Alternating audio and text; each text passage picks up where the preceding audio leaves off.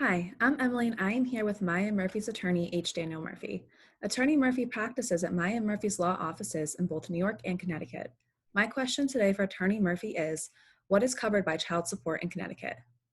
Child support in Connecticut is money that's paid from a non-residential or non-custodial parent of a minor child to the custodial parent, someone with whom a child lives most of the time, as long as the other parent is located. In other words, the party has to know where the other parent is, and it does not have to be in the state of Connecticut for child support to be ordered.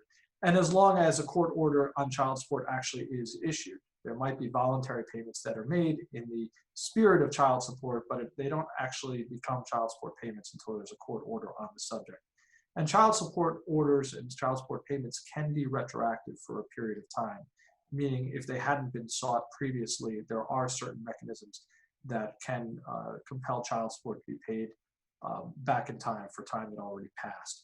There are certain child support guidelines in the state of Connecticut which tell the court and the parties how much child support to award in a particular case. And there's a calculation that's performed that's not covered here, which gives the court some guidance as to what child support figure is appropriate for the parties in that particular instance. But the question is often asked about what child support is intended to cover. Child support is intended to cover a portion of food, clothing, and shelter. I say a portion because the formula itself is intended to cover both the custodial parent and the non-custodial parent's share of those expenses, and they're divided essentially pro rata according to the proportion of the net disposable income that each party has. Child support also applies to cover regular health care costs for the child, as well as other expenses related to a child's entertainment and basic educational costs. So what I mean by that, as far as basic educational costs, school supplies, back to school shopping, school uniforms, textbooks, tutor costs, lunch money.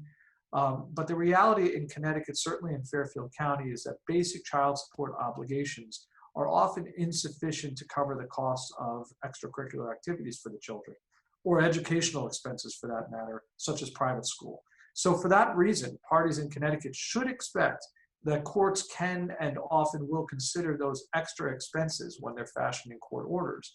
And in the case of something like extracurricular expenses, parties should expect that there will be some sort of sharing of those expenses, maybe on a percentage basis, but usually with a safeguard providing that there has to be some kind of mutual understanding or agreement or consent to incur those expenses for the child.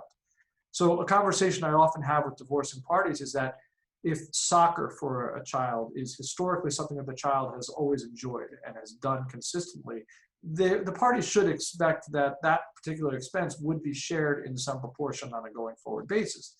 But if one party, let's say after divorce, unilaterally decides that the child should spend a year at a boarding school in France, and that has never historically been done, that would likely not fall under ordinary child support. And absent some unusual and particularized showing, that's a type of expense that would not necessarily be ordered by a court to be shared or taken on at all. If a minor child in a custody matter that you're dealing with has unusual expenses or expenses that are considerably above what the presumptive child support figure would be after you're applying the guidelines, the parties would best be served by sitting down and speaking confidentially with an experienced family law attorney about what courts do in these types of situations.